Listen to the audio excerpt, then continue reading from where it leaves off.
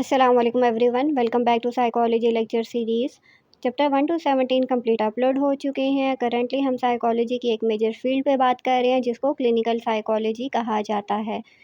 Clinical psychology की most important part psycho diagnosis को DSM-5 TR के थ्रू अंडरस्टैंड करते हैं। According to DSM-5 TR, first category of disorders को neuro developmental disorders कहा जाता है, जो कि अर्ली डेवलपमेंटल पीरियड में स्टार्ट होते हैं। इसी वजह से उनको चाइल्डहुड डिसऑर्डर्स भी कहा जाता है। न्यूरो डेवलपमेंटल डिसऑर्डर्स में फर्स्ट पे intellectual developmental disorder, second communication disorders, third autism spectrum disorder, fourth attention deficit hyper activity disorder, fifth specific learning disorder. ये 5 डिसऑर्डर्स हम कंप्लीट डिटेल में डिस्कस कर चुके हैं, जिसमें हमने इनकी definition, diagnostic criteria, causes and risk factors के साथ ट्रीटमेंट प्लान को भी डिटेल में डिस्कस किया है। करंटली हम मोटर डिसऑर्डर्स पे बात कर रहे हैं। मोटर डिसऑर्डर्स को फर्दर 3 क्लासिफिकेशन में डिवाइड किया गया है। First one is developmental coordination disorder, second is stereotypic movement disorder and the third one is tic disorder. इन तीनों का मेजर डिफरेंस भी हम डिस्कस कर चुके हैं। करंटली हम ईच क्लासिफिकेशन को वन बाय वन डिस्कस कर रहे हैं।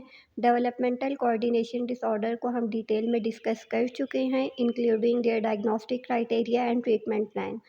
आज की वीडियो में हम बात करेंगे स्टीरियोटिपिक मूवमेंट डिसऑर्डर। सबसे पहले हम बात करेंगे diagnostic criteria of stereotypic movement disorder. Developmental coordination disorder में हमने डिस्कस किया था कि इंडिविजुअल के मसल्स एंड बॉडी आपस में कोऑर्डिनेट नहीं कर रहे होते। बच्चा जो है वो ना तो कोई स्किल एक्वायर कर सकता है और ना ही उसको परफॉर्म कर सकता है। जबकि स्टीरियोटिपिक मूवमेंट डिसऑर्डर का अगर डायग्नोस्टिक क्राइटेरिया देखें तो इसका क्राइटेरिया ये कहता है कि जितनी भी मोटर मूवमेंट्स होती हैं वो रिपीटेटिव होती हैं। ठीक है, बच्चा जो है उन मूवमेंट्स को, उस बिहेवियर को, मोटर बिहेवियर को बार बार रिपीट कर रहा होता है और पेरेंटली उन मोटर बिहेवियर का कोई पर्पस नहीं होता। ठीक है, वो बिल्कुल पर्पसलेस लगती हैं। ठीक है, फॉर एग्ज़ाम्पल हैंड शेकिंग। अब एक बच्चा बार बार हैंड शेक कर रहा है तो उसका अपेरेंटली कोई पर्पस नहीं होगा। इसी तरह बच्चा बार बार हैंड वेव कर रहा है, एक बार तो करेगा, 2 बार करेगा, 3 बार करेगा तो वो हम नॉर्मल कंसिडर करेंगे। लेकिन जब बच्चे की वो मूवमेंट्स बार बार रिपीट हो रही होंगी तो हम खुद भी 1 मिनट के लिए सोचेंगे कि ये बच्चा बार बार वेव क्यों कर रहा है या बच्चा बार बार आके हैंड शेक क्यों कर रहा है। देन बॉडी रॉकिंग करते हैं, मीन्स बॉडी को backward and forward repetitively move करते हैं, हेड बैंगिंग करते हैं, सर को ज़ोर ज़ोर से हिलाते हैं, देन सेल्फ बाइटिंग करते हैं यानी ख़ुद को ही बाइट करते हैं, देन अपनी ही बॉडी को हिट करते हैं और बच्चा ये सारे बिहेवियर रिपीटेटिवली परफॉर्म कर रहा होता है। सेकंड क्राइटेरिया इज़ ये रिपीटेटिव बिहेवियर इतने ज़्यादा रिपीट हो रहे होते हैं कि जिसकी वजह से बच्चा सोशल, एकेडमिक और अदर एक्टिविटीज़ को परफॉर्म नहीं कर पाता और as a result self injury भी हो जाती है। ठीक है, ज़ाहिरी बात है जब बच्चा बार बार सेल्फ बाइटिंग कर रहा है, अपनी बॉडी को हिट कर रहा है, अपने सर को बार बार हिट कर रहा है तो ऑब्वियसली उसकी सेल्फ इंजरी हो जाएगी। क्राइटेरिया सी इज़ के ये डिसऑर्डर जो है वो अर्ली डेवलपमेंटल पीरियड में स्टार्ट होते हैं। ठीक है, इसीलिए हम इसको चाइल्डहुड डिसऑर्डर्स भी कहते हैं। क्राइटेरिया डी इज़ कि ये मोटर बिहेवियर जो है वो किसी और फिजियोलॉजिकल इफ़ेक्ट या फिर न्यूरोलॉजिकल कंडीशन की वजह से नहीं होने चाहिए और ना ही किसी और मेंटल डिसऑर्डर से ये मैच होने चाहिए। फॉर एग्ज़ाम्पल ट्रिकोटिलोमेनिया एक डिसऑर्डर है जिसमें इंडिविजुअल जो है वो अपने हेयर जो है वो बार बार पुल करता है, खींचता है। उसके अलावा जिन लोगों को ओसीडी होती है यानी ऑब्सेसिव कंपल्सिव डिसऑर्डर होता है वो भी बिहेवियर्स को बार बार रिपीट कर रहे होते हैं। तो हम लोगों ने इन दोनों का क्राइटेरिया भी अच्छे से रीड आउट कर लेना है और देखना है कि वो क्राइटेरिया जो है वो स्टीरियोटिपिक मूवमेंट डिसऑर्डर से मैच नहीं होना चाहिए। इसी वजह से हम केयरफुल असेसमेंट करते हैं, बच्चे को अच्छे तरीके से ऑब्ज़र्व करते हैं, बच्चे को डिफरेंट एक्टिविटीज़ में इन्वॉल्व करते हैं ताकि हम फाइंड आउट कर सकें कि बच्चे को स्टीरियोटिपिक मूवमेंट डिसऑर्डर है या बच्चा किसी और इशू की वजह से ये बिहेवियर्स को बार बार रिपीट कर रहा है। साथ हम स्पेसिफाई करते हैं कि स्टीरियोटिपिक मूवमेंट डिसऑर्डर के साथ बच्चे की सेल्फ इंजीरियस बिहेवियर है या फिर सेल्फ इंजीरियस बिहेवियर नहीं है। सेल्फ इंजीरियस बिहेवियर में बच्चा खुद को हार्म करने की कोशिश करता है या खुद को हार्म करता है, या फिर ऐसा बिहेवियर जिसकी वजह से अगर प्रिवेंटिव मेजर्स ना लिए जाएँ तो बच्चा खुद को हार्म करेगा या बच्चे को नुकसान पहुँच सकता है। तो अगर ऐसी सिचुएशन होगी तो हम उसको मेंशन करेंगे with self injurious behaviour.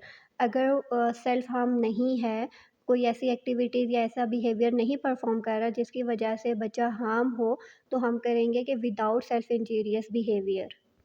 Next हमने ये भी स्पेसिफ़ाई करना होता है कि ये जितने भी बिहेवियर्स हैं किसी नॉन जेनेटिक कंडीशन की वजह से हैं, किसी मेडिकल कंडीशन की वजह से हैं सॉरी, न्यूरो डेवलपमेंटल डिसऑर्डर की वजह से हैं, या फिर कोई एनवायरमेंटल फैक्टर्स इन्वॉल्व हैं जिसकी वजह से बच्चा ये बिहेवियर्स रिपीट कर रहा है। नेक्स्ट हम सेवेरिटी को भी मेंशन करते हैं कि बच्चे में माइल्ड इशू है, मॉडरेट है या फिर सीवियर है। माइल्ड हम तब मेंशन करेंगे जब बच्चे को जैसे ही हम डिस्ट्रैक्ट करते हैं तो वो उस बिहेवियर को स्टॉप कर देता है। तो डिस्ट्रैक्शन या सेंसरी स्टिमुलस की वजह से अगर बच्चा motor behaviour, repetitive motor behaviour perform करना स्टॉप हो जाए, तो इट्स मीन कि वो माइल्ड लेवल पे है। Second is moderate level. Moderate level हम तब मेंशन करते हैं कि बच्चे में ऐसे सिम्पटम्स हैं कि उसको प्रोटेक्टिव मेजर्स की ज़रूरत होती है। लाइक बच्चा इतनी ज़्यादा हेड बैंगिंग कर रहा है या बॉडी रॉकिंग कर रहा है या फिर उसका सेल्फ इंजीरियस बिहेवियर है, और उसको उसके लिए हम सेफ्टी मेजर्स का यूज़ करते हैं। अगर सेफ्टी मेजर्स ना हो तो बच्चा खुद को बुरी तरह से नुकसान पहुंचा सकता है, ठीक है?